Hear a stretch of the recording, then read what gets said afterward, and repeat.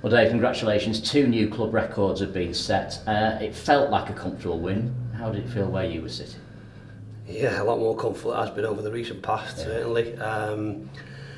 The way the game went, it allowed us that last half an hour to not so much take the foot off the gas, but play with control. And there's now all be for us being ruthless and going and putting teams to the sword. But we've players out there today that there's been a lot asked of them over the last month, 6 weeks with the teams that we've selected. So to be able to get some of them off the pitch and to be able to get some players on the pitch that needed the minutes was a great position to be in. And I thought, like I say, in most instances we controlled the game pretty well.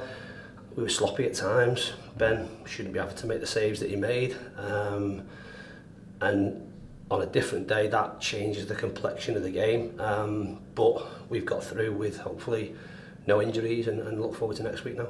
How do you think the red card affected the game early on? It was a crazy challenge, but how do you think it affected the game overall? It puts the odds right in our favour in terms of what that looks like. They were structured and organised in terms of their shape, and we didn't really think they were going to jump too far in terms of where they went and pressed against us. Obviously doing that then with 10 and being 2 down makes it a completely different scenario. So from, again, it's a strange game, because I suppose from our perspective, if we'd have probably taken 2-0 or 3-0 at that point, and I imagine from Nigel's perspective they would have absolutely got off the pitch with 2-0 at that point.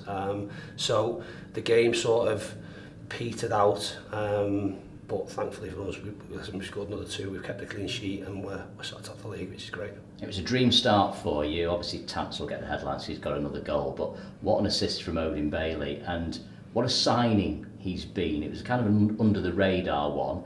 I think even he wouldn't mind me saying the reaction from the fans was underwhelming, but what a contribution from him since he's arrived. Yeah, the goal's a brilliant goal, and you look at teams in terms of how they might set up, and we felt that if we moved the ball, that the middle of the pitch would open up. We thought it might be Sauce, to be fair, but Ethan's pass into Will is a great pass and completely takes 5 of their players out the game. He then slots Odin, and Odin's a brilliant pass to Tanto. Great weight in behind the centre backs, and he puts it away. So no, yeah, listen, Odin was a last minute one in terms of where we were at, but you can look at it in terms of how things have worked out for him at Salford, probably not as well as he would have hoped, but if you rewind back, there was really high hopes in when he was at Birmingham. He went to Forest Green on loan, had a really good loan spell. I think the year that they either went up or they certainly got to the playoffs.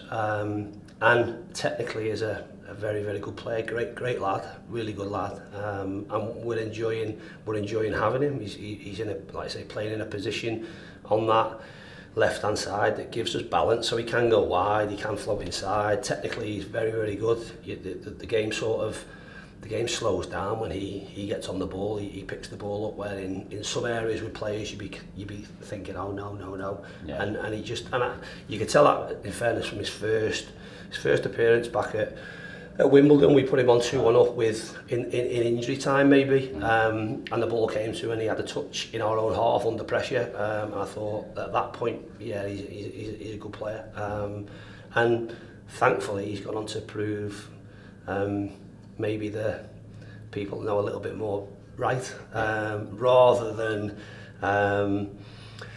the profile of significant signings or what they look like. Fundamentally, players need to be able to fit into a club and fit into a system and fit into a side in order to be able to show their best attributes. And at the minute we're getting the best out of him, and he will score eventually.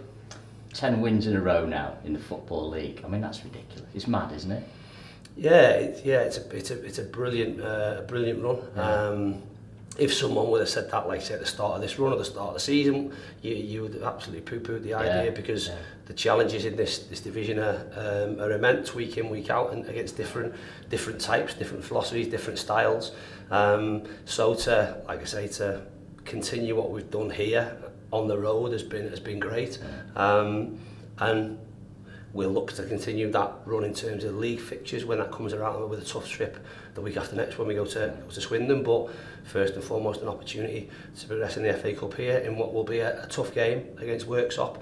But we go into the game as favourites. I want to make sure that we'll do everything we can to hopefully make it our 12th win and progress to that next round. I think as well, I mean, it's great to go into the FA Cup weekend with a 5-point gap and knowing that nobody's going to overtake you before you kick off against Swindon. So that's a really good positive position to be in. However, when you look at the Worksop game, I know you will take them very seriously because you've been there yourself as a non-league manager. What kind of threats do they pose? I know you're going to go and have a look at them as well, I think, aren't you? Yes, we've had them watched already. Because they've got some experience, haven't they? Yeah, they have. They have throughout the team, so they're looking to have a real go. Yeah. To experienced centre-halves that are equipped to do what they do at that league, at that level. Sam Wedgbury and Terry Hawkridge Terry's playing as more of a deeper midfielder. Liam Hughes, although he hasn't played the last couple of games, is a huge threat up the top end of the pitch. Rollins, who I tried to sign once from Boston a long time ago, obviously plays. So they've got experience above the level that they're playing at.